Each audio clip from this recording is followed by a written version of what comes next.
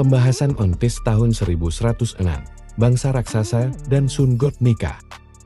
Dory dan Brogy akhirnya tiba di Pulau Egghead. Apakah bala bantuan ini bisa membuat Luffy dan yang lain berhasil kabur dari Booster Can atau bahkan menggagalkannya? Yuk simak ulasan lengkapnya pada pembahasan One Piece 1106 berikut ini. Semua Kuma tunduk pada Bonnie. Bagian awal One Piece 1106 memperlihatkan bahwa teori beberapa pembaca ternyata tidak banyak meleset. Bonnie betulan ditolong oleh pacifista bersosok Kuma. Hanya saja, teori yang ramai beredar sebenarnya membahas tentang versi Seraphim dari sosok Kuma, alias Esbjerg. Pada kenyataannya, Vega pun ternyata memberikan hierarki tertinggi pada Bonnie khusus untuk pacifista berwujud Kuma. Yang menjadi pertanyaan, apakah Esbjerg juga bisa diperintah oleh Bonnie sebagaimana pacifista lainnya? Saturn menyerang Vegapunk. Bisa jadi, karena apapun yang terjadi, Vegapunk tetap akan diincar oleh pemerintah dunia. Vegapunk saat ini mengeluarkan semua yang selama ini ia tanam untuk mengkhianati pemerintah dunia. Jadi sebenarnya agak aneh ketika Vegapunk baru sekarang mengatakan bahwa ia siap menghadapi konsekuensinya, mengingat dia sudah diincar sejak awal Arc Egghead.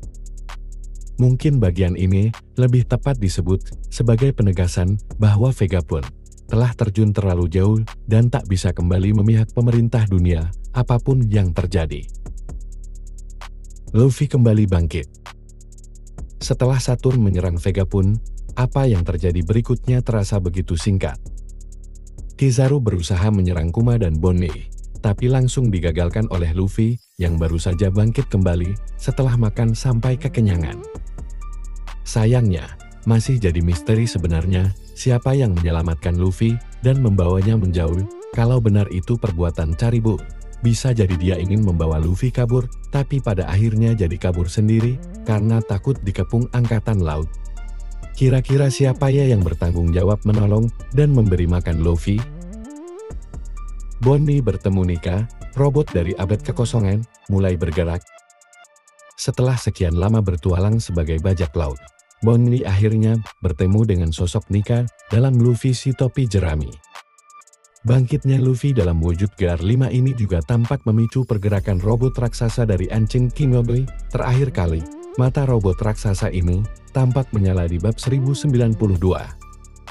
Apakah ini berarti suara genderang Nika adalah energi yang dibutuhkan robot ini untuk bergerak? Ataukah suara itu hanya sebagai pemicu untuk menyalakan robot tersebut? Kalau begitu, apa kira-kira yang membuat robot ini bisa bergerak pada masa 200 tahun yang lalu ketika robot ini menyerang Marigoisea? Waktu itu seharusnya tidak ada sosok Nika karena menurut Gorosei, buah iblis Hito-Hito no Mi model, Nika sudah berabad-abad tidak mencapai awaken ini. Jadi apa sebenarnya yang jadi pemicu bergeraknya robot raksasa ini? Dory dan Brogy tiba di Egghead. Halaman terakhir mengungkap bahwa sosok yang bakal datang ke Egghead di bab sebelumnya adalah Dory dan Brogy. Kedatangan Dory dan Brogy ini bisa dibilang menjadi bukti bahwa apa yang dikhawatirkan Gorosei itu sebenarnya masuk akal. Bagian ini mengindikasikan kalau sosok GR5 Luffy yang tersebar melalui posternya berhasil membuat Dory dan Brogy menyadari bahwa Luffy adalah jelmaan Sun God Nika. Setidaknya, ini menandakan bahwa bangsa raksasa memahami seperti apa ciri fisik Nika, dan mungkin seperti bangsa Buccaneer, bangsa raksasa juga mengetahui bahwa Nika memiliki tubuh karet.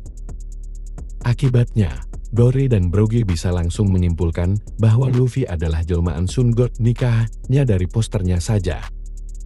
Kalau seandainya lebih banyak lagi pihak yang mengetahui ciri fisik Nika dan mengenali Luffy sebagai manusia karet, bukan tak mungkin akan lebih banyak pihak yang mengharapkan kebebasan dari Sun God Nika. Apalagi simbol matahari dan sosok Dewa Matahari telah beberapa kali dibahas di berbagai belahan dunia One Piece. Jadi bukan hal yang aneh kalau seandainya akan ada lagi pihak yang menyadari koneksi antara sosok Luffy yang serba putih dengan sosok Sun God Nika. Tapi bagaimanapun, kondisi saat ini sama sekali tidak menguntungkan bagi Saturn dan Angkatan Laut. Dengan kedatangan bajak laut raksasa dan berbaliknya keberpihakan pacifista berwujud Kuma, jelas Luffy dan kru topi jerami bakal selamat dari booster kali ini, atau bahkan bisa jadi mereka akan menggagalkannya. Kira-kira bagaimana menurut kalian? Kalau kalian memiliki teori sendiri, atau ada tanggapan atas pembahasan on page 1106 ini, coba tuliskan di kolom komentar di bawah ini ya.